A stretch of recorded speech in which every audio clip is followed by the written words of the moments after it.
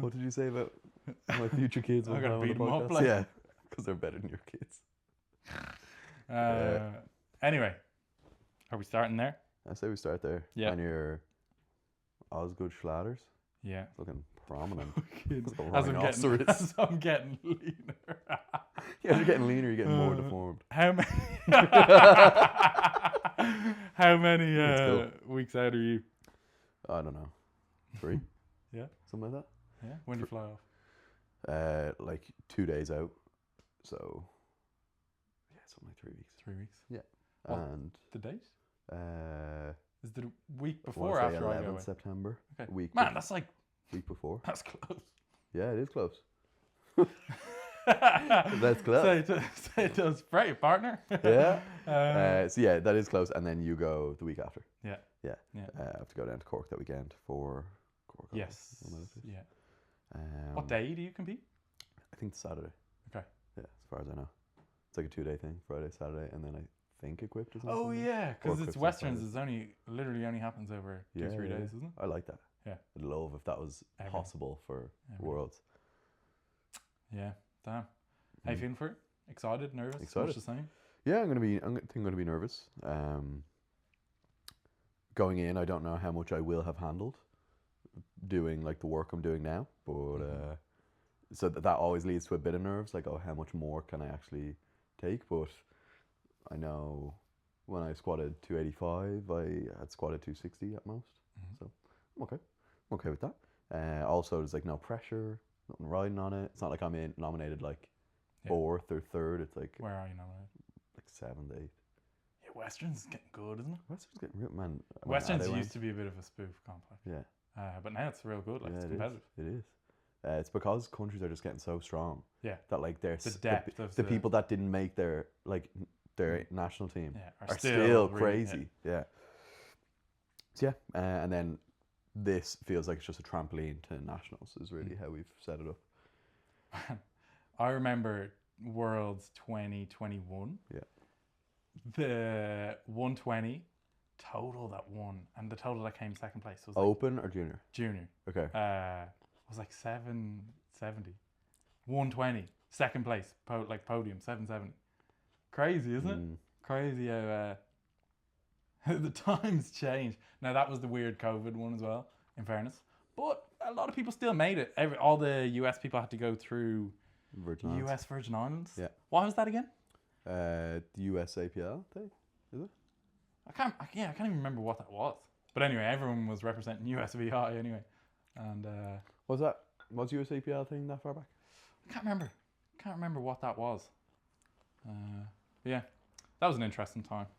You saw Ray Williams popped, right? Oh, yeah, That's pre. yeah, it's pretty. And It's free. it was pre. That's what I've heard. Yeah, That's that's what he said, is it? and 293, 193 sub junior. You know, you went Jack. Oh, Jack Reynolds popped. No, but total 900. So 330, yeah. 220, and 350. Yeah, interesting. Sub junior. Yeah. It's like 100 kilos of the world record total. And then, like, Interesting. yeah, it's crazy. Yeah. And there was something else, did you say? Another junior Did from America, total 9. 9. Yeah, in the gym, like, but And separate to Ray popping. yeah. But still, similar topic. The topic. Similar theme. I didn't mean to make a similar thing. What I actually meant was you were saying how the 120 juniors won with 7. Yeah. Then now, It's like now sub juniors. Worlds in a few weeks' time Yeah. is going to have one of the sharpest Oh increases in yeah. I totals. forgot Worlds is Yeah. in Junior Worlds. It's coming All up. the way up from 83. Yeah. Going to have a big total. Yeah. Your man. Who? I don't know. I was hoping you'd ask me that. I was hoping Your me going, man. your man 74. And you'd be like, yeah. Sykes? Yeah. Yeah. Yeah. Yeah. The guy that like, No, that's Are we leaving that in? yeah, he like shouts at the head ref, man. Come on, dog. Be respectful. If everybody was doing that, head ref be covered in spit. Oh my god, that's fucking crazy. That's why they have the head wrap so far away. Oh my god. Yeah. Yeah. Yeah. He's There's a either lot of. 74 or 83. I think he's 74. Yeah, I think so. Uh, Yeah, a lot of craziness. fucking very strong young people. Apparently, Yeah, I feel like I'm very out of the loop with that sort of stuff since being off Yeah. the gram. Are we kind going to of go to just- Sheffield next year? What? You're going to go to Sheffield next Yeah, year? have a thing secured. No, have it secured for us. So, Josh and Nonso are on like, they've posted like fighting for a spot or whatever. For Sheffield, Yeah. that would Get them be there as soon as they're like, so they're the sick. stars of the show, Yeah, dog. that would be Versus so each sick. other. Yeah, man, that head to head in Sheffield Yeah. would be. Man, if only we had a podcast recorded with both of them. I know. I still have the file. Yeah. I got We it. just dub it out. We just Yeah. talk over No. it. Have the working file in the end. It was just so far removed that it wasn't that applicable anymore. But that's in the vault. We must That's in just the get vault. them I over might here actually. Yeah. or fly over. Yeah, I was them or talking to something. James again. Fucking, I'm calling you out. Calling you guys out. Where are you? James, you Get actually over get in it. without a passport. They're like, yeah, go on. Just don't open your mouth, but like, yeah. They're waving through. Yeah. Nah, we need to line that up again. Definitely. Interesting. By the way, Interesting. guys, 2 Andrews, 1 skinniness. Eating fruit. Health maxing. Yeah, help Maxon. Hell yeah. Uh-huh. What are you weighing now? 98, a bit. Yeah, nice. Yeah, you're 10 kilos heavier than 0.5. me. That's crazy. Yeah. Because I was 20 less. Yeah. Yeah. I can't wait for you to post the. I know, yeah, I'd say 2 weeks is the return. That's what I'm Kilos. planning. Yeah. Where you at? What am I? 88-ish right now. Flat? Yeah. Whoa, that last kilo went. I didn't notice. Yeah. I noticed Yeah. physically. I didn't. Yeah. Yeah. Oh, we're almost there. Yeah. And it's interesting now. Every increment on the scale Yeah. is like significantly noticeable in terms of the reflection of my physique. Mm. Cuts getting deeper, new striations and veins and things of that nature. Like every New veins. yeah, man, I have ab veins. Shows. I have ab veins now. Crazy. Do they? Are they always there? Or do they come out more sometimes than others? Whenever I look for them, they're there. Like, okay, but gay jokes aside. No, I'm being 100% like serious. hot showers Not after just like eating. Whenever, if I'm just looking in the mirror God at any damn. stage during the day Yeah. and I look for it, Holy shit.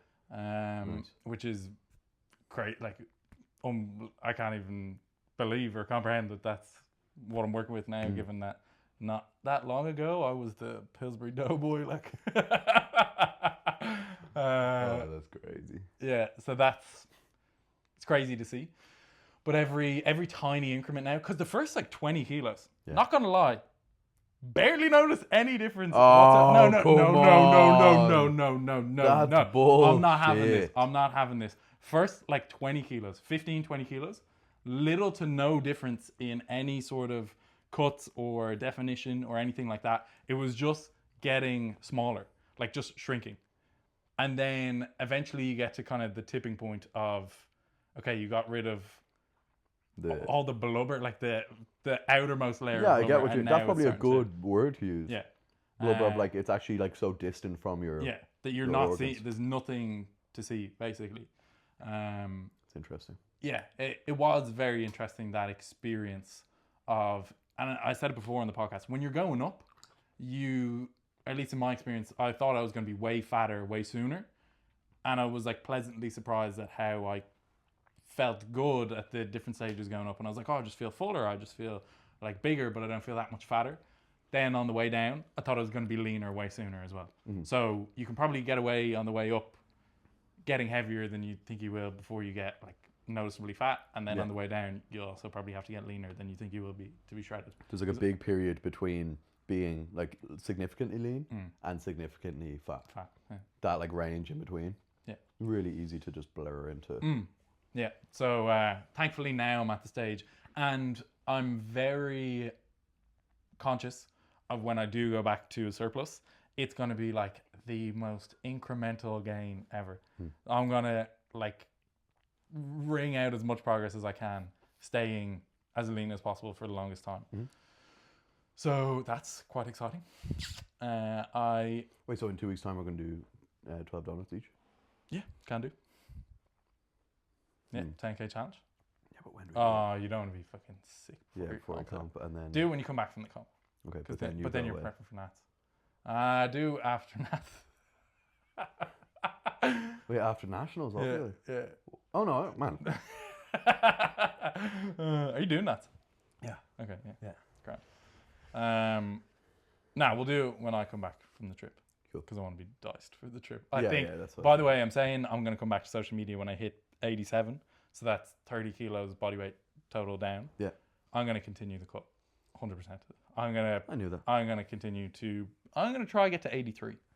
I think I would be fairly diced at 83. I think we said a long time ago. I realistically don't see you going into the 70s. I think that changes it from a leisurely pursuit to comp prep. you need a motivation to do so. Yeah. Yeah, that'd be like a comp prep or a photo shoot prep or something like that. There's no need to get there. But low 80s, mid to low 80s. I think if I could get between like 10 and 12% body fat, that'd be sweet to hang around there. I would say at the moment I'm between 13 and 15 if I just had to like guess. Now that's purely just guessing. I've nothing to back that up other than like visual looking at myself. But yeah, if I was like 10 to 12, because everyone I've talked to who has done like bodybuilding preps, they kind of natural bodybuilding preps anyway, they said when you get between like 8 and 10, like that kind of range, that's when you start getting the negative implications of Like hormones start tanking, can't get it up, fucking all those kind of things. Diet fatigue, just feeling moody and tired and food focus. I feel like it'd be hard for you to use those like markers though, because you already can't. You know what I mean? So no matter what body fat percentage you get to, maybe it would start going up. maybe you get that lean, your body's like, oh, we might as well give him something. Yeah. Whatever. He's laughing at yeah. Anyway, that's fun. It's interesting. really What's your plan after this competition? What's your plan bodyweight wise? You're just fucking chilling and training and enjoying things. Are you moving in a direction? Are you? What's the go? Probably on the side of I was cutting until I felt like comfortable and sustainable body fat percentage, and once I got there around like high 97s, low 98, I said whatever amount of food I'm eating now, let me just like be around here, and then when adding I can just add a little bit here and there. I've added a little bit here and there, open to being like a tiny bit heavier going into nationals, but also just like fueling up a little bit more, being a little bit fuller. That's been the goal. I think I wanted to move away from body weight specifically, because it just came with one or the other. It came with feeling too small or too big. So now it's just like going off of how I feel and how I look. Nice. Those kind of internal cues. I'm fine for now. We kind of said one thing that was freeing, because I was like, oh, will I go down to 93? That way I could be like nicely lean or whatever. And Adam was kind of like, it doesn't matter. Like, you're not winning nationals in the 93 or 105 right now. So why cut into 93? Like, people tie themselves to a weight class when, unless you're in the top 4, why? So that's where we landed. And then eventually we can look at, adjusting our body weight accordingly.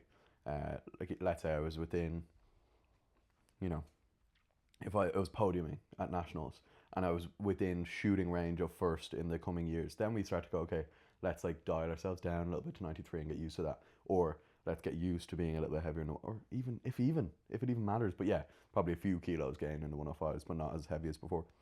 Nice.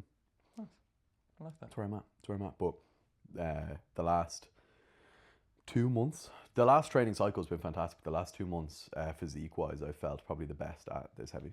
Yeah. Ever. Yeah. Obviously, feeling good comes with training good, I find. And then you could have like 3 bad training weeks and you're like, I'm so fat, even though has anything really changed? Just like the lenses has changed a bit. So right now though, which I'm still happy with, that the lens is quite positive, but I think it is slightly to do with like physique adaptations with time as well. Yeah. Oh, my boy's thriving. Firing on all cylinders. Firing on every one cylinder. What are you grateful for? What am I grateful for? Grateful for the people around me. Yeah. Grateful for a loving family. and people that being around them, I can be myself wholeheartedly. Ooh. Yeah, don't need to. Ooh. Maybe that's twofold. Maybe it's because of the people around me, but also just because of the experiences I've had with the people around me as well, and myself, that have me at a point where I'm not looking for to feel like I have to be someone else around people. That would be something I'm grateful for. Yeah, It's beautiful. what are you grateful for? What am I grateful for? I'm grateful for my friends, my family. Grateful for my health. Grateful for the health of those around me.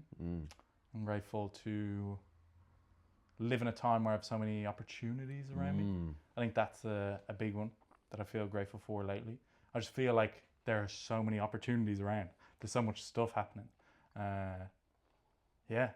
There is a cool development that has happened. It's not like full. I need to go in tomorrow. I need to get Garda vetted for anyone who's not in Ireland. I actually don't even know how I would describe Garda vetted. Basically, it's like a background check. It's like a background search. Yeah. I need to do that because I'm going to be signing on as the head powerlifting coach for a university here in Dublin, which is a really cool opportunity. Yes. I'm technically going to be on the staff for the university. Oh, really? As a sports coach. That's I'm cool. going to get paid. Oh, cool. Which is wild because I dropped out of university. So And dropping now out you're of going university to then being paid by the universities is a fun character arc. It's pretty cool. So we like that.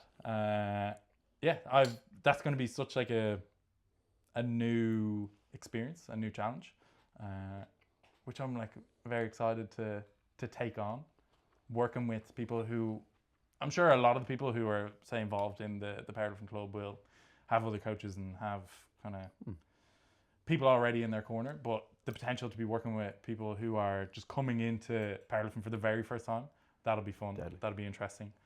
Being the first kind of touch point for someone's I'm excited to hear about interaction. that experience. Yeah. So you're actually teaching them squat, bench, and deadlift. Yeah, literally creating a kind of a framework or a template program for people getting introduced to the sport, being there as an extra resource for maybe people who are already working with coaches and whatnot. That's going to be, it's going to be a whole new world, a whole new experience.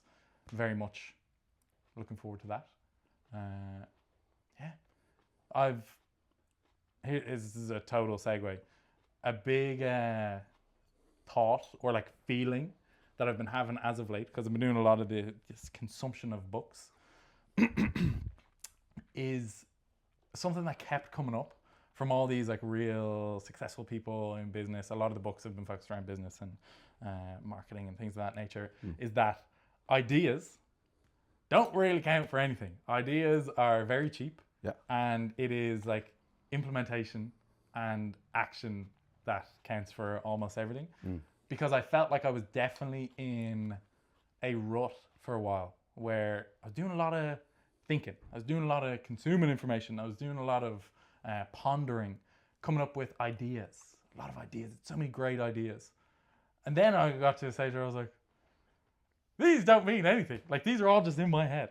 And in one of the books, they were talking about how ideas are literally they're almost worthless. It's the lowest. It's the least important thing in the whole process. Now, obviously, you got to have an idea. Of course. But it's it's the lowest barrier to entry. Anyone can have an idea, and they're talking about people who talk about, I had the idea to start eBay.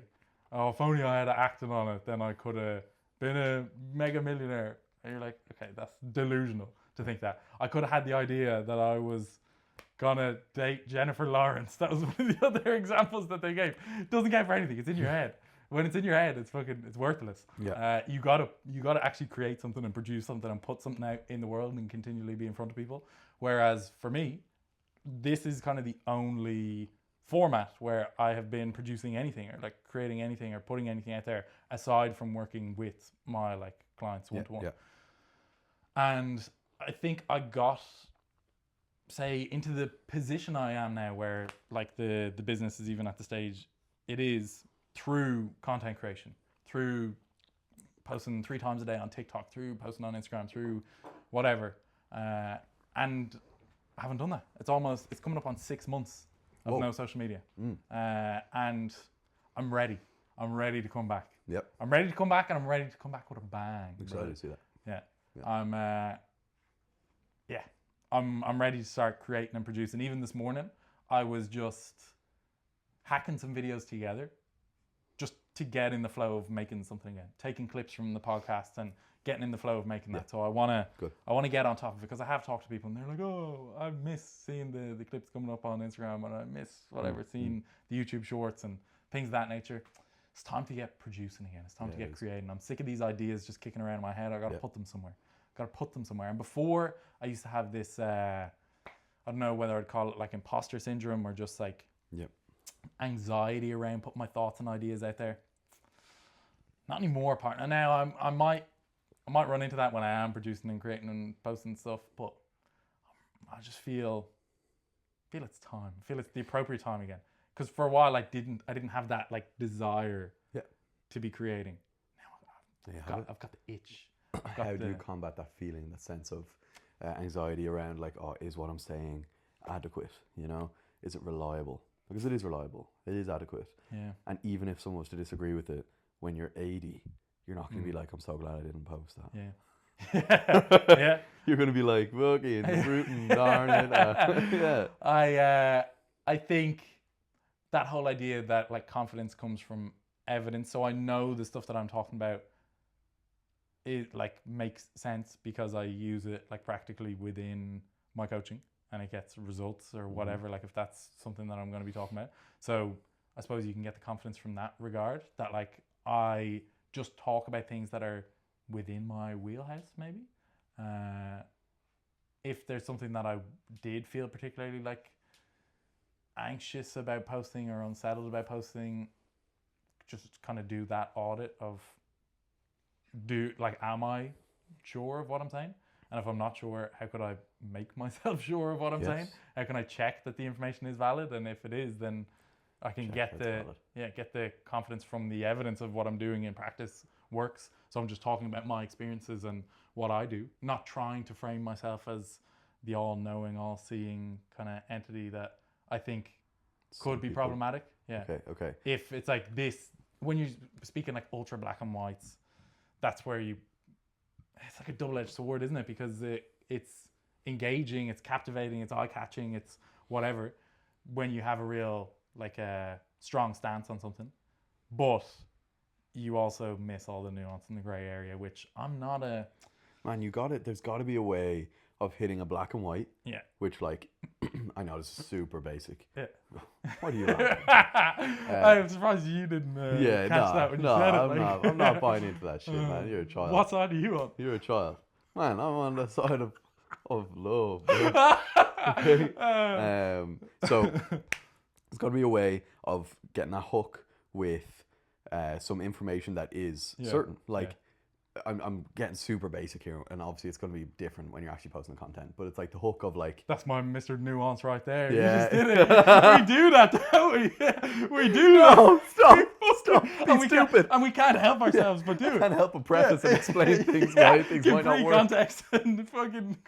Isn't that so funny? Does that make us easier to understand or harder to understand? Okay, so is this the way, or is he saying it's not the way? I wonder.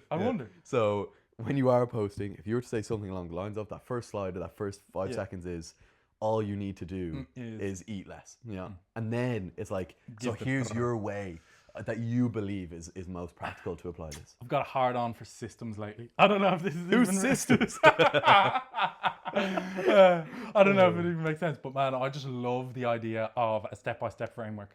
Oh, if I can put something in a step-by-step framework, Pretty fun. give me that. Yeah, I just love a step-by-step system.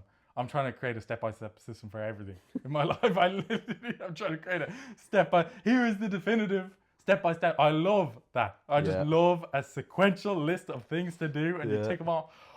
Because all these, say, I'll go into specifics of one thing that I really like, and I don't know if other people like it, but whatever. Yeah. Like in the personal finance realm, there's a guy, Dave Ramsey, and he has 7 like baby steps for like financial literacy, let's say. And there's 7 steps that if you follow, this is your way of getting out of debt and then starting to kind of cultivate like wealth and stability and whatnot. And brother, when you just have 7 steps and they make sense, and it's talk about in America where people are in loads of debt, blah blah blah. Yeah. Blah. You follow this thing, and then when you're done all these steps, you move on to the next level, and then when you're done all these steps, you move on to the next level. It just makes sense. I just love a system. And then I was like, how can I create this for the whole like nutrition framework that I have? And then I went on a big deep dive, and it took me ages. It took me probably like 5 days. I sent you a PDF. I made like a 25-page PDF I need to read it. of the. You say you didn't read it? Yeah, I'm gonna read it. Yeah. When you go through it, brother, it's just a step-by-step framework that it just works. And you just follow. You follow this phase. You do all the stuff in this phase, and then you're ready to move on to the next one. And you do all the stuff in this phase, and you move on to the next one. And when you have a system, oh my God, everything in life is just so much easier. And it's something that you can fall back upon. Like, it might not be something that you're like relaying to yourself as you're walking around the day, but then it's like, oh, it doesn't seem to be happening. Yeah. Go Let back me to go the to the system system. and See where what we're stage at. I'm in, what steps I need to do. Yeah. The way I laid it out in the like roadmap that I created, basically it's the nutrition system that I want all my like lifters and clients to work through, essentially, to build on the like foundations and all the skills and nutritional habits that you need to make your nutrition almost like automatic and working for you, because it's one of like the biggest levers that you can pull to influence your rate of progress in the gym.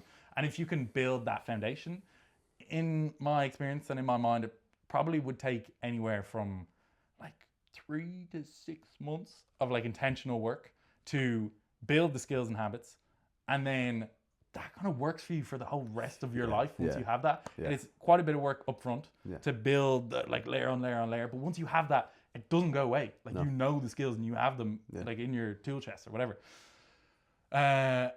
So I just wanted to cultivate it. Each phase is broken down into like why it's important, why we want to do these steps, then what you actually need to do, and then the like outcomes that you know you will get when you do all these. So like what we're actually achieving by doing all of these steps.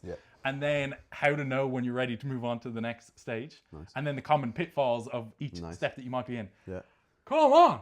How could you go wrong? If you just follow the system, you'll never go wrong. It's like guaranteed results. And you have a coach to walk you through the system Oh, as well. it's beautiful. Yeah, I love a system. That's awesome. If I can just create a system for everything in my life, I'll be fucking Yeah. And then, like, how do I word this? There's a book. It's called The Compound Effect. Yeah. That like idea, to me, has been like life changing. Go on. Compounding, and I Compounding. Why'd your mind go there, partner? Because I said it. Compounding. Spitting and shit. Why'd your mind go there? Princess. Yeah, compounding. It's okay. How do I even describe this? So I'm real. I was gonna say real autistic. I love routine. Are you like a big routine? Generally, some people like novelty all the time. I think. I think we I'm like more novelty. routine. Yeah, I just operate so well with routine. Like I eat the exact same meals every single day. Like I just love doing the same things, and when my routine is disrupted, it fucks me up. I have like a disproportionate negative reaction to things that are even slightly out of my routine. And again, I don't know if that's normal. I don't know if that's like a specific thing to me. It's kind of erring on the side of maybe it's very typical behavior. Yeah, so maybe some atypical or like, so long as it's not extremely dysfunctional for you, like, but I just love routine. Yeah. To the point that like I audit everything in my routine now, and I became hyper aware of it with social media, where I was like, okay, if I'm in the habit of scrolling for 10 minutes here and there, and I do that 6 times a day, I'm losing an hour a day, and then I do that every day, and then I multiply that over a week, a month, a year, 10 years, 20 years, the amount of time that I'm losing, I want to remove that habit and remove that compounding effect from my life and my routine. And I want to replace that with a book. So like a positive compounding effect. So if and this is where I'm like, okay, autism round 2 is all the books I'm listening to, again, 3.5 times speed now. Yeah, weird, bro. I've been getting through like 2 books a day now. That's kind of tapped. Yeah. Yeah. So now I'm like, if I keep doing this for 1 week, 2 weeks, 3 weeks, gonna 6 have, like, months, your a head's gonna be like- year. I'm gonna consume like every book ever. So I've replaced a negatively compounding habit with a positive habit that's going to compound. And I'm like, okay, if I fast forward into the next year, this habit, how is that going to compound and what effect is that going to have? And how beneficial is that going to be for me? The next one, beyond social media, is like streaming platforms. And they're almost worse than social media, I think. Because if you got in the habit of every evening you watch an episode of a show or 2 episodes of a show, they're like, that's long form. Scrolling is like 10, 15 minutes. So it's like a constant distraction and home throughout the day. But this is like, you're sacrificing such a large chunk of time. Like that's like 2 hours at a go if you're watching like 2 episodes or something. And then you do that each night. So every evening you're watching 2 episodes or something. And then the next evening, you multiply over that a week, 2 weeks, a month, a year, 10 years. How much time are you losing? And framing it as losing is interesting because whatever, like if that's something that's that was going to be my fulfilling. response. I think the like general behavior of scrolling happens all day, like throughout all tasks from the moment you wake up to people falling asleep. So like procrastinate everything. Yeah. So as long as someone's not using something instead of doing something they actually want to do. But then there's the whole rabbit hole of you don't have something that you actually want to do, but if you remove that, then you could find something that would be more fulfilling for you to do. Which is a rabbit hole in and of itself. But yeah, for me, I'm like, okay, I would rather not find out 10 years down the line that I have dedicated X amount of hours to something that was not actually that fulfilling or rewarding for me. So I'm like, okay, let's get rid of the streaming platforms. I don't want that compounding in my life. I want to get rid of that. And then I was also exposed to the idea of like an anti-routine. So the idea of, it was actually Alex Hormozy who talked about this, and it was a while ago that I first heard it. It was, instead of looking at like the daily routine of the people that you want to like emulate and be like and whatever, and trying to add all the things that they do into your routine, the likelihood is they're just not doing certain things that you are doing that are taking away significant amounts of your time. So they are likely just not spending hours scrolling on social media. They're likely not watching 2 hours of Netflix every single evening.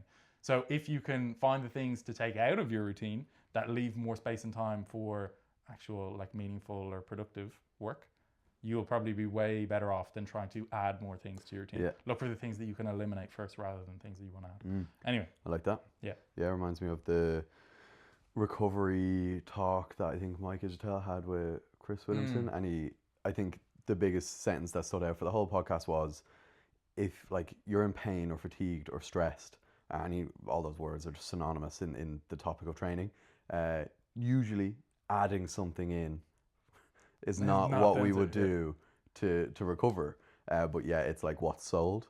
Typically you don't need to add something if your hamstring's sore. Like now, a prescriptive you might. There are circumstances, but if you're like super fatigued and your back is fucking wrecked, it's like probably doesn't need more back extensions and abs and or a rollout stretch drill and like let's add like a ton of steps every day. Let's add everything on top of what you're already doing. Look at what has maybe brought you to the point of being at like that sensitive, painful, super stressed, and let's try like bring the stress down. See what you can take away. Here's a little idea that I came across when I was talking to one of my clients. They were talking about, and this guy's been training for a number of years, real strong, but is very analytical of technique oftentimes, and is continually making tweaks or adjustments to technique.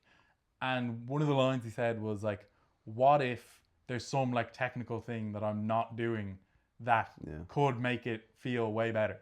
That was kind of the gist of the conversation. And this is something that I feel like I haven't talked about in ages, but is like so foundational to the belief that I have. And I was reminded then of a book that I came across called The Inner Game of Tennis. And I love the ideas from this book. It's literally about tennis and coaching tennis, but about how people can overcoach and be overly conscious of technique. And this is something that we have covered quite a bit. And when you're like trying to consciously process like what would be a subconscious movement pattern and whatnot. But the idea that I was trying to get across is technique I don't think is something that we should be always trying to improve. And I've seen that in places where it's like you should always be trying to improve your technique. Yeah. I think technique is something that you should just like set and forget.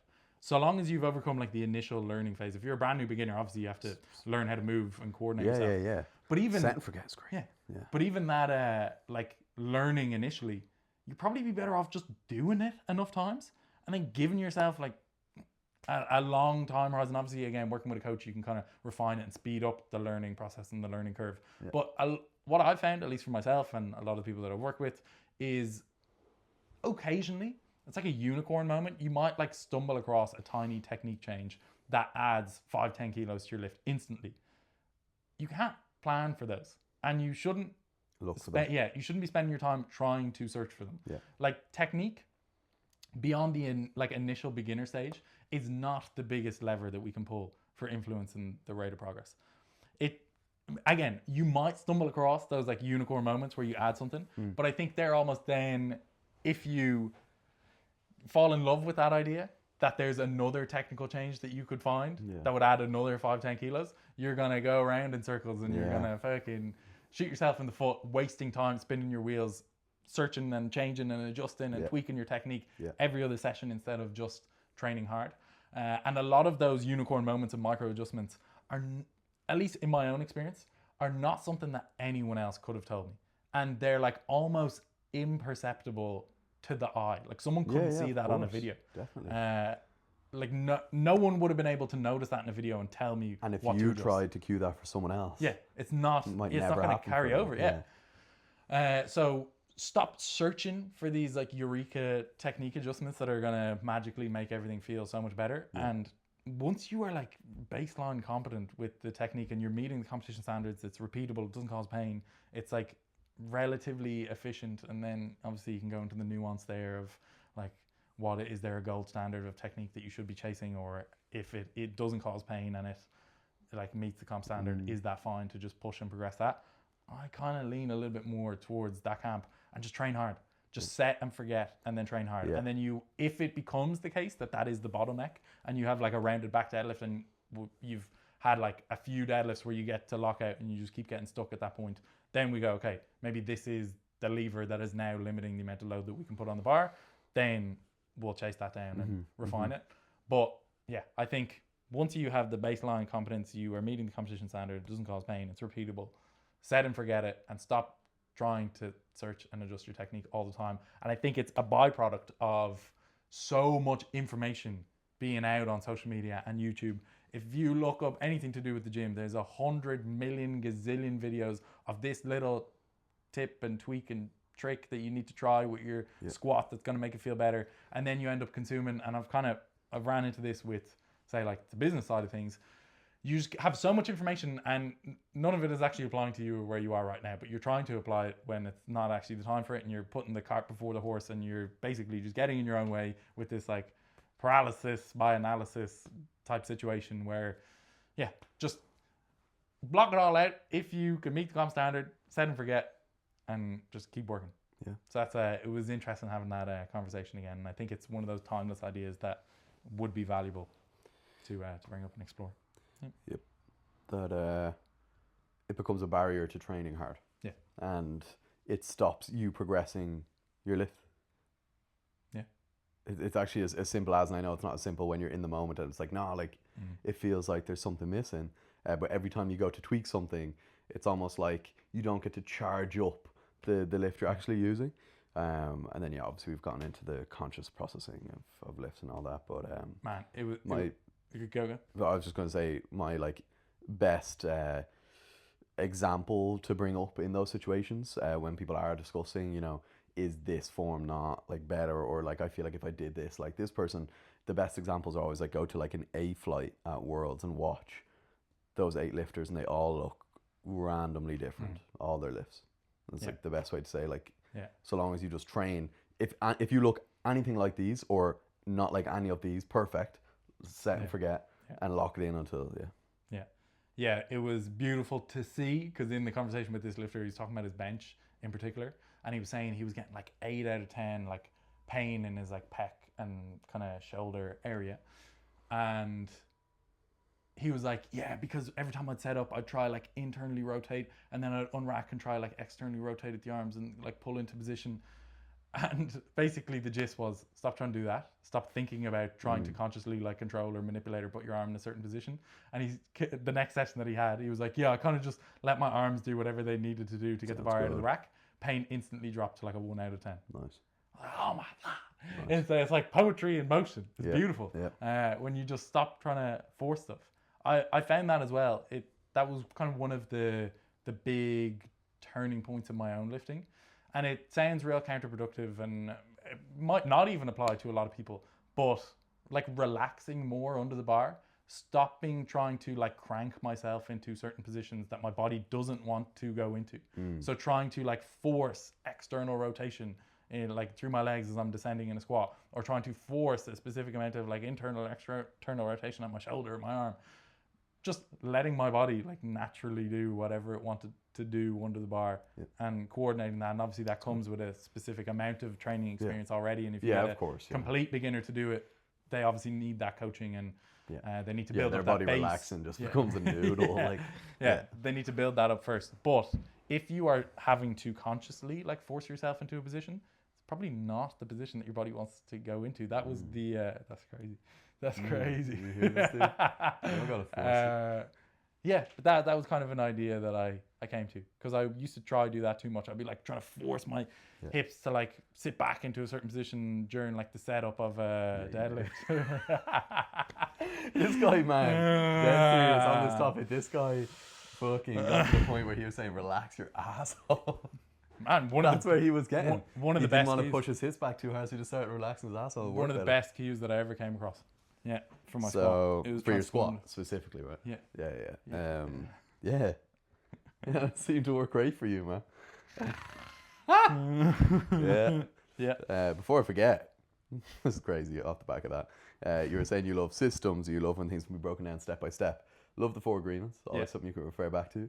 It's so simple. It's like any situation you're in life, it actually solves it. And you just like break it into that framework. Do you know how a jet engine works? No. Let me get this right before I say it. Think of the system. Suck, squeeze, bang, and blow. Suck, squeeze, bang, and blow. It sucks air in. It compresses it. It explodes and it blows it out the back. Man, I'm calling you the jet engine. You're the one who blows it out the back. Man, the jet engine, Andrew Jet Engine Row. Sake. And everyone starts spamming his comments now with Andrew Jet Engine Row. Suck, squeeze, bang, deleting all my posts. Good though, isn't Suck, squeeze, bang, blow. Man, that is exceptional. Where'd you learn that? Like yesterday, because someone in the gym is like starting work with Ryanair or something. And then one of the guys I train, Martin, he doesn't know. Bang, blow. He was like, do you know how the jet engine works? And I'm like, no. Now everyone knows. That's brilliant. It is good. It's easy to remember as well. But the 4 agreements when you apply it to anything. But I do. I just love a list. I love like a numbered list. A list is great. A numbered list. Let's see where we're at. Let's see how this applies. Yeah. You know, it is good. Yeah. It's great. It's beautiful. I think I'll write a book. Fuck yeah. Yeah. Do it, man. I actually think I am going to write a book. Do it. Yeah. Just planting the seed. Do you want me to narrate it? Yeah. Cool. Why are you laughing? No, I just didn't expect you to say yeah. Yeah, I will get you. You have nice like dulcet tones in the voice. That's dulcet. I don't know. Sounds like I don't know what it means. Like a hospital bed. Like. I actually don't know what it means. Yeah. I've just heard. But it said like seductive. Yeah. So that's warm. Oaky. Oaky is very, What did someone say? You can hear you, like you could feel you coming into the room. That's crazy. No, someone said that. Yeah, you could feel your voice. Feel your voice. That's stupid. Yeah. Do you remember we were recording a podcast with Liz, and it was so late. It was actually a point where you were like, "It's falling." You had to like loop yourself back in. If anyone watches back, I was like drawing shapes on the table as I was like falling asleep. You guys were having a conversation. I was in la la la. Yeah, folks. Yeah, that was gas. That was late. It was a fun trip though. I don't think talked about it on here. I think I'm gonna try a cycle to Athens. Yeah, from crazy Dublin. sentence to From start. Dublin, yeah. From Dublin? How'd you get across the water? Get the ferry. Like I'll just cycle laps on the ferry. Just keep. Why would you even say cycle on the ferry? Just stop and then cycle when you get off. Yeah, joking. You know people who are running, and if they stop at the stoplight and they stay running, they keep the vibes up, man. Yeah. They're not You bring that letting it little down, thing that you can put on like the wheel of the bike that you can just cycle in place. Yeah, no, I think I'm gonna cycle that. Nice. My grandparents, Yeah. and it actually happened around this time, 42 years ago. 42 years do you ago, mean they this time? like around this date. Oh, as yeah, in- the 42-year anniversary of it is coming up. Okay. But they cycled from Dublin to Jerusalem. It was raising some money for the church or something, and yeah, Right. it took them. Is someone breaking into the house again? Anyway, let them know. They can come down here. They cycled from Dublin to Jerusalem. Took them 5 weeks or something like that. Cycled all across Europe, and they were like in their 40s when they did it. And yeah, that just inspired me. My granny passed away when I was like a year old, so obviously I don't have any like memories of her. Yeah. But we found like an excerpt from a newspaper where she was interviewed about it, and when I read that, it was kind of like because you could hear it like from her voice. It was like stuff that she was saying. It was kind of the first time that I had seen something like that. Like I was getting to know her, and that I don't know why it just planted a seed in my mind where I was like, I want to run it back. I want to run it back. I want to do that. Now Jerusalem has a few problems now, so we're not going to go all the way that far. Yeah, We'll stop. We'll stop as close as we can. Can you cycle a to- tank? Yeah. Yeah. We'll stop in Athens, I think. Awesome. So I've been trying to. I'm How far? sussing out the logistics. It's like 4,000 kilometers or something. It will take between 30 and 40 days. Cool. That's kind of Yeah. that's the plan. Yeah. If you were cycling between like 80 and 100 kilometers a day. Yeah, So ferry to I water. like that. So cycle from here to Wexford. Yeah. Get the ferry from Wexford to, I don't know the name of the place in France. Yeah. Cycle all through France into Italy. I was thinking of going to Rome and stopping in Rome. Yeah. Still on the cards. Let me but have a look Ath- at. Let Athens me have a would be look at cool. the map. Okay. Yeah, Athens would be cool. And then what you can do is once you go through Rome, Rome's kind of like a unnecessary part of the tour, but you just go down to Rome and then you kind of go back up. And then there's two options. You can Whoa, either... France is big, dog. Yeah, France is fucking huge. Whoa. It's like most of the. Yeah, it's most of the takes trip. up most yeah, of the most trip. of the trip. So get to Italy, and you can either get a ferry from Italy across to Greece, or you can go through like Croatia. the Balkans. Yeah, and you go through Croatia. And I fucking think Bosnia. Albania or some shit. Montenegro. Yeah, and then go into Greece that way. Now it said that way is a bit sketchier. Like the roads aren't as like established. And Whereas, stuff for cycling. like realistically, if same distance, if you just cycle Yeah. all the way To the boot, there, and then, yeah. I think that makes more sense. Yeah, and it's easier. So we might do that. You say easier, man. Yeah, still, it is it's okay, still, but it's but- also you follow a straighter line. Yeah. Instead of just skipping Rome and then going Yeah. through Croatia and all. Yeah. Unless you had a draw to there. Yeah. So also that's like not a topographical map. You have to cycle through the Alps. Like you've got to go up the fucking mountains. Like so Do that. that's gonna be a whole journey in and of itself. Why would Yeah. you do? I got to pick the brains of my grandfather about How the are you trip gonna do the other this? week. Huh? How the I was picking his brains, and he said they had like 2 support vans, and Yeah. one van had like the camping equipment, and then the other had whatever. But he said he was the one who planned like the whole thing. He did all the logistics of it. What a fucking nightmare that would have been. This is before GPS before or anything like Google that. or Yeah, ChatGPT. you're just looking at a map. Yeah, you're like, sure, and we'll you- probably stop yeah, there. You just get the ruler out. You're like, 80k, cut that off Yeah, there. about that. I'll find somewhere to sleep there Yeah. in that village. Shouldn't sleep in the van, no? Nah, the camping. I think they'd go to campsites. Yeah, and- you'd almost want like someone driving in a camper van Yeah, that you could sleep Yeah. in. That'd be cool. yeah. So Can you rent those? maybe I'd say that would be spanny. So I need to figure out the cost of it, because say you have a support van, you need someone who's willing to drive the van there and drive the van back. Yeah. You need whatever the cost of the van, whether you rent the van or get it off someone you know who can supply a van. The cost of the ferries to get the vans across. True. True. The cost of tolls, the cost of fuel, the cost of food, the cost of campsites, the cost of hostels, the cost of...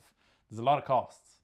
Yeah. But that'd be like such a huge experience. Yeah, I feel as though, obviously this is a bigger topic, we don't have to get into it too Yeah. much, but I feel as though that's almost why you make money, Mm. is Yeah. to do things that you're going to then remember. Yeah. So you can't bring the money with you. Yeah. You know? Sorry, I didn't mean to hit that. No, that's big. Yeah. No, yeah. no, no, no. I'm saying that's beautiful. Yeah, it is. That's beautiful. But like, I'd be Yeah. more like if you told me you spent a crazy amount of money to do this thing. Yeah. I know you're not being flamboyant, but you're not throwing it away. I'd be like, Yeah. hell yeah. Being fruity with it. Yeah. tipping people for like the van, like you keep this. Oh, come on.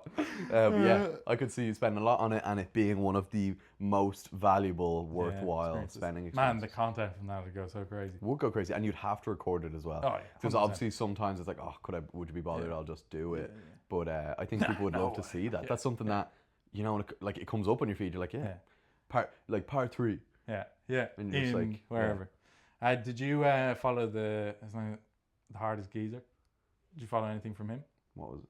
He ran the length of Africa. No. Ginger you guy told ran me from the about bottom this. to the top. So sick. He like almost died a few times. Fucking got kidnapped. Got taken into the jungle. They probably back brought on him the farther motorbike. down, and he could keep And then he running. just run back. Yeah, crazy. Like I love that idea. Awesome. Yeah.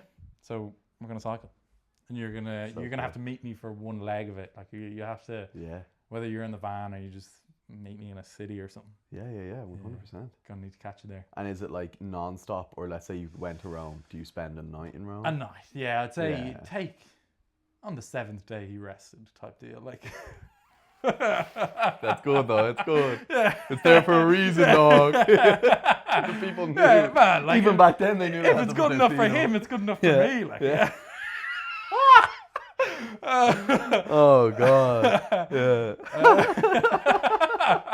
Yeah. Man, you gotta turn that body into bread now. dog. Someone's gotta eat. yeah, yeah. Yeah. So That's great. It's good enough for him, it's good enough for me. That's hilarious. I think that's the move. Like, I think that, and when I'm only 80 keys, like I'll be flying around. Man, they won't be able to. I'll be like a bullet. I'll be leaving a trail of fire behind me as I'm going through the Alps. Be melting the tops of them, man. Tops of them be no more snow. Wait, so you don't actually have to cycle up the mountain though? Yeah, you do. No. You do, man. I was looking at it. I was getting ChatGPT to fucking. I was brainstorming like a training program. Oh, it was saying, and it was giving me like outlines of the logistics and stuff and what days are going to be the hardest. And it was like, there's one day where you're fucking. It basically said like you'll be cooked this day. Okay. It's like 80k, but you'll be fucking smoked. Okay. But at least you can prepare for it. Oh, yeah. Yeah. All the food you're gonna have to bring. And like back-to-back days, that's the tough bit. So at the moment, I've been trying to do just like between 10 and 20k on the bike, just a day to like clock it up consistently. Like 20k, if you're going at like a cruisy pace, take like an hour, but you multiply that by 4, and then do that for 30 to 40 days in a row. Ooh, I'm just trying to imagine day 15. How you feeling? Well, think about this, man. Day 20, how you You feeling? could cycle for an hour, stop in a little village. Yeah, getting a Sweet baguette, treat. like get a croissant, like Yeah, you can get one of those. yeah, get a Oh, my baguette, buttery one. like Yeah, and then little coffee, and then you go. Yeah. And you go that's for what I'm thinking. You stop off, you get to a nice viewpoint. Yeah. In the Alps. chill for a bit, Yeah, or you go all out 4 hours straight, and then you're chilling for the day. yeah. Now I was also trying to calculate how can I not lose every ounce of muscle that I have. But I think if you have a van and you can bring like one of them like hot plates and then try hook it up to like some solar power type deal, you could be able to like cook some stuff. You nip out to the shop. Whoever's in the van, they nip out to the shop. They get plenty of food. Yeah. You could probably, I'd probably have to eat like, because of the amount of activity you're doing, probably 5k calories probably. Tough. Yeah, tough Tough. to get in when you're Yeah. so busy. But Peanut butter. doable. Yeah. What do you even Doable. have? When you're burning off, like you just find any way to get the calories. Yeah. Anyway, Pizzas trying and to figure stuff. that out, and then I was like, could I realistically manage to train at all? And Oh, your I don't body will know. keep a lot of muscle because Yeah. the hormones and shit Yeah. will be flowing. so anyway, we'll cross that bridge when we come to it. It could make for a whole interesting series of I didn't train for 30 days, what's the rebound like? How you long does it gotta, take you you gotta do these, dog. You gotta like have Yeah. that series, and then you gotta Yeah. have the series after. Yeah. Prepping And for of it, the doing rebuild, it, and then of the rebuilding. yeah. You gotta. Yeah. So that is interesting. It is just you take seeing, before it's seeing. like here's my body after Yeah. the cycle, and Yeah. Educational. It's like running. Do you know Will Tennyson? Like he does a lot of that stuff. Like, just I put my body through this thing. Here's what here's happened. what happened. You Yeah. know? Yeah. I How like quickly that. can you regain Yeah. this X amount of amount. muscle? Yeah. Just fucking run like experiments on myself. Like I'm Yeah. a lab rat. Yeah. Mm. Awesome. Yeah. So anyway, yeah, I think that's what we'll do. That's dead. I need to create a system for it. Yeah, a system for the content actually would probably help a lot. Yeah. A big help. Yeah. Because it's such a hill, isn't it, when you have to make content? Yeah. But if you're like, okay, this first hour is this, the second hour is this. So, and the way that I'm talking about like compounding, when I was making those videos this morning, just like slapping them in, I was like, this took me an hour to make. And then I was like, instantly my brain went, okay, if I have to do this every day for a week, for 2 weeks, for a month, for 6 months, how much time am I spending doing this? What is the return on investment for the amount of time that it's going to take me? And And then I was like, okay, is there a way I can automate this or create a system that kind of reduces as much friction as possible between the creation process, so I don't have to like think. I just have a template of videos that I create, and then I go into that and Yeah, just got to create a system. Got to create a system. I remember when I was posting frequently, that's what it was like. I was posting 3 videos a day, and one was going to be like a educational, informative, like these are the rules of powerlifting or a fucking technique tip or whatever. And then one is like a funny type clip, and then one is a whatever other type clip. And I had a very clear sequence of the one I had to make to be able to move on to the next one, to be able to move on to the next one. And that was very productive. So I think, and then even when I was going hard on Instagram, it was always a podcast clip, then a regular clip, and a podcast clip, and a regular clip. So I think I need to get back into a system like that. Yeah. And then occasionally people will get like snotty where they'll be like, change the song on the video. No. I'm not looking 20 minutes for a song every time, because if I multiply that over this video, over a week, over a month, over a year, how much time have I spent looking for a song? The song doesn't mean shit. Listen to the video. What's in the video? So I need to create cycle through like 3 songs. Yeah. Yeah. Yeah. Excited to get back on that. I'm excited too. Create a system. Yeah. Yeah, you inspired me. You've inspired me. I'm excited to see the whole thing unravel. Yeah. And I'm sure there could be some exciting things on the horizon. Why did you like factory reset in the middle of that sentence? Just waiting for your face to do something. Like for a reaction. You know, the comedian says a joke and they're like, I can't even. Yeah, I took too many scoops of pre-workout. don't worry, For this you one. training? I'll think about it. Yeah? No, I am. Yeah. Cycling? Yeah, no, I'm gonna hit an upper session. Gonna Full do upper? some curls. Yeah, gonna do a bit of bench and then some upper accessories, and then do a bit of cycling after that. Cool. Yeah. Awesome. You training today? No, not training today. What are you doing with all your free time now? No, I've been seeing friends. Yeah. Yeah, doing nice things. So Yeah. Nice. that's what we're doing.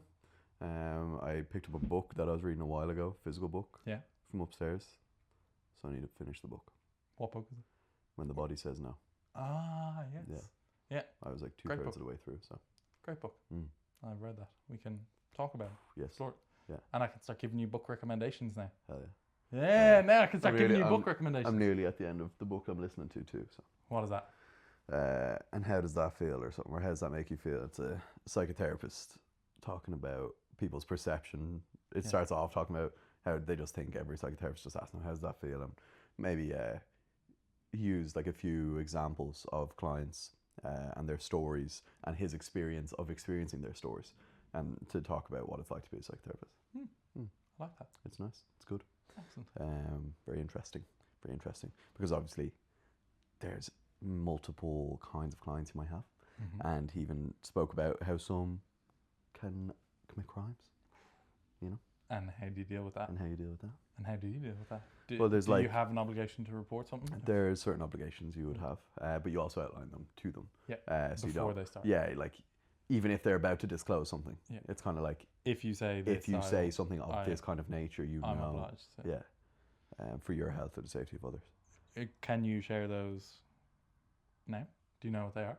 or What? yeah, like what are those things that you would have to disclose? I'm pretty sure it's if your health is in danger, So like you're you're willing to hurt yourself or something, or you're planning to do a crime. But there's like a boundary. It's like you can thinking about doing something isn't planning to do it. Okay. So there's parameters that like I'll have to learn about. You know what I mean? Yeah. And then same with regards to other people. If you have done so to someone else, or if they're going to. Interesting. But they know that. Interesting. Yeah. I segue. I was listening to a book on caffeine. Yeah. Wasn't really that interesting in the end, but one of the things that he talked about was how caffeine discombobulates insects, and they gave just fucks them up. Like it fucks them up. They gave it to spiders. They somehow dosed spiders with caffeine, and the webs they made were just fucking shit. They were just shit. They made shit webs that had I expected like some cool pattern or whatever. I was like, no, it just didn't even work. They're just like spitting them. Shit. And then they compared it with spiders that were given cannabis and spiders that were given LSD. And apparently, cannabis and LSD, they were still able to make some cool shit. Oh, really? Caffeine just discombobulated. No the way. insects. They obviously they get drunk on that monster. They were pouring the monster and they're like, mango loco, bro. It's loco. Just shooting webs. That's so cool. How fucking stupid. That's the only Why were they trying it on insects as well? Like, I thought they normally... Giving insects acid, like... Someone's like, I'm a scientist. Like, that's so cool. You have a PhD and all. I was like, yeah. They're also trying to make... They're like smoking a joint, blowing it at the spiders and stuff. And spider's like, yeah, that's so cool. Yeah. What a cool experiment. Yeah. So anyway, so I know with like animal trials, like they're probably looking for some correlation to like a mammalian response. Yeah. But with that, they're just curious. They're just seeing what happens. Like there must be a reason. There has to be a reason. They said it like fucks up bees as well. It makes bees keep going back to plants that have like caffeine, even if it's like a shit plant, basically. So it's just so good. It just cooks them like and they're saying how it can be like lethal in doses that are like real small to these animals. Yeah. Well, I guess that's like a sign that all animals suffer that same fate of going back to things that aren't good for you. But come on now. Yeah. Man, look at this psychotherapist up in here. Bro, get out of here. Come on. Get out of here. That's why Dr. Rowe. Yeah, got to get on that. Yeah. Any other cool facts? Cool Suck, facts. Squeeze, bang, blow. That was a good one. Yeah, that's going to stick with me forever. I think I've told you this, and it might have been on the podcast. If I haven't, it's a cool fact, though. Yeah. The thing with the Stegosaurus, did I tell you that? That it's closer to us than it was to T-Rex. Or the T-Rex closer to us than it was to Stegosaurus. Yeah. Let me think. I was listening to... I actually can't even describe this one. I was listening to a book called The Beginning of Infinity, and it was basically about knowledge. Yeah. Yeah, fucking, that was a crazy book. Yeah, I'm bringing it up, and I don't even really have a big point about it. But Infinity. It was. I was listening to that book, and I was like, what the fuck? It's about like knowledge and how we know knowledge, and everything is like theory laden, and we don't actually know anything because everything that we perceive has to go through layers of theory in our brain. So it's just like a stacking of theories on top of each other. And it reminded me of when we were talking about the dinosaurs. Then I was like, how do we even know what a dinosaur looked like? In this book, he was explaining how just like everything is theory, and it's just our best guess, and we just need to accept that everything is our best guess because no one was around when the dinosaurs were around, so we don't know. And that was my take for it. We don't know. We're just making it up. Yeah, we are making it up, and it's our best guess. So let's work with the best guess that we have. And then it was talking about, say, like the Greeks and the Romans. They thought like thunder and lightning was the gods, like angry at them and whatever. Sure, whatever. It's their best guess at the time with the information that they have. But then it was also exploring how the capacity for human knowledge is like theoretically like unconfined, like it's unlimited. So there is no limit to the potential of human knowledge, and we can continue coming up with better and better and better explanations and continue layering those explanations on top of each other theoretically into infinity. And when you come up with new information, you come up with new problems, and that can just keep going on forever. Yes, so it's a very interesting idea. That is an interesting idea. But it also, that's so cool in the sense that like you have a problem, it's possible to solve it. How cool is that? It's just it might take time to figure out the knowledge to get there, but theoretically we can get there. Every problem is like inherently solvable. I'm sure there's some that seem unsolvable right now, but it's just because we don't have the stack of the theories to get there. But eventually Yeah. Eventually, we'll uncover it. Yeah. Goes into infinity. Do we live in a simulation? Anyway, right, moving on. Maybe. Maybe. Moving on. I love when stuff comes up in your life that's like such a explicit coincidence. Yeah. And like, bro, that only loaded in because I talked about it. Yeah, there's no such thing as a coincidence, baby. There's no such thing as a coincidence. Yeah. That only loaded in because I talked about it. The law of attraction, manifesting. Yeah. Yeah, I like that. I kind of like the idea that we're in a simulation and that we can like influence it's like there's like a source code around us and we can like influence the source code like with our thoughts. Like we can interface like with the surroundings. Man, you're messing with my source code. Hey, come on. Come on. Yeah, I like that idea. I like that a lot. Yeah. What did you fucking do to this? That's all right. You prick. Every problem has a solution. Yeah. And the solution is just rip as hard as you can. Yeah, brother. Have you ever heard of the Gordian knot? I think it was Alexander the Great. No. Might not be Alexander the Great. It might be wrong. But there was some knot, like some super complex knot that was like tied somewhere. And there was like this fucking story that whoever can like untie the knot is the like king and the ruler of this area. So, and no one could do it. It was such a complex knot, and he just came through with a sword and cut it in half. I like that. Yeah. Coming up with like a Thinking outside outside the box solution. Yeah, to something yeah. like that. I love outside the box solutions. Yeah. So the third good. door. Yeah. I think there's a book I saw. You've called got The a third door. Whoa. Yo. Yother. Yeah, the third door. So if it seems like there's like binary choices, is there a third door that you're not seeing that is an alternative? I like that idea. Yeah. I think I saw a book called that. I'm gonna go look and see if there is, and I'm gonna read it if there is. Man, I was good at maths. Yeah. I was really good. All right. I'm setting it up because Yeah. the one thing that kind of boggled me a little bit that I couldn't. Everything else I was like, it might be difficult, but it's a simple system. Yeah. And as long as I go back to systems, I'll break it Yeah. down and Yeah. I'll grind it into an answer. Yeah. Whereas the probability parts were not my favorite. And man, you know the game show like probability thing where there's, you know, 2 doors is goats and 1 is $1 million. So they ask you to choose one and you open it and it's a goat, right? Or no, sorry. I messed up stuff. Go. I'm with you. Let's say you choose door B. Yeah. So they open door C and it's a goat. So you know you're left with 1 goat and 1 you're supposed to change. Like the probability is way better if you change. Why? I don't know. But the probability is like obviously because Yeah. this door's gone. Fuck. It's like no. Yeah, what do you mean obviously? I need to get better at that. I need to be a bit It's something to do with the fact that okay, so it was 33 was the chance. Yeah. So it's not 33 anymore. It's something like surely- 66-33 or something. Surely it would just be fucking 50-50 at that stage, 1 and 2, no? But it changes because the other one. What? I don't know. I don't know. But that's what I mean. That's why I don't like that kind of maths. Yeah. But, I don't like speaking maths in of general. that, speaking You of know I 3 don't. doors, You know I don't like maths in general. Yeah, don't worry about it. I don't like. Yeah, don't worry about it. No, I don't like maths. I think I might have a dyscalculia. A self-diagnosed. I just don't like maths. Self-diagnosed dyscalculia. I don't like it. No, I'm not a fan. Maths phobia. No, I need to see it written. I think. Yeah. I need something like tactile when I'm doing maths. We're trying. Maths in my head. Same with spelling stuff in my head. Really? I have issues with. I don't know why that is. I need to see stuff like I need something like tactile or visual. I think. Need to be right, you kind of. Yeah. Yeah. Whenever I have to do like a calculation in my head, it's like my brain doesn't form the numbers, or it doesn't have a system to generate what it is that I'm looking for. So that's why the experiment was so hard when you were doing, because you couldn't was- visualize anything. I actually did find it really hard. I'm not gonna lie. Yeah.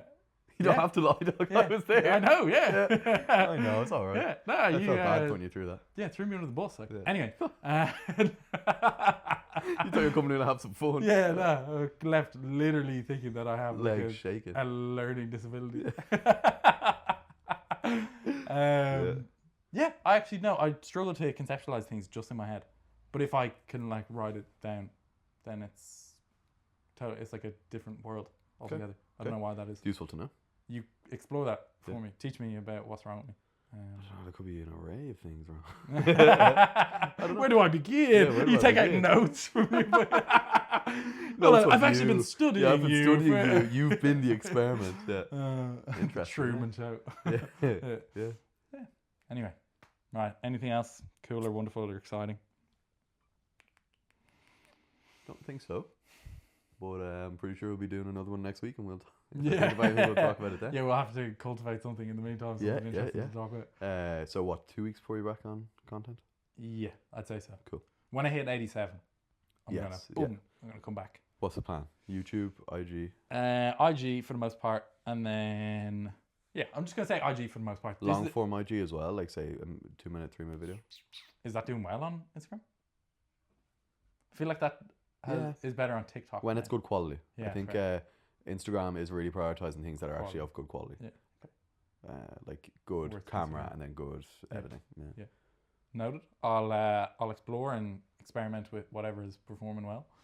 Then one thing that I was falling into, and it kind of comes back to that information overload that we were talking about, is trying to think too big picture.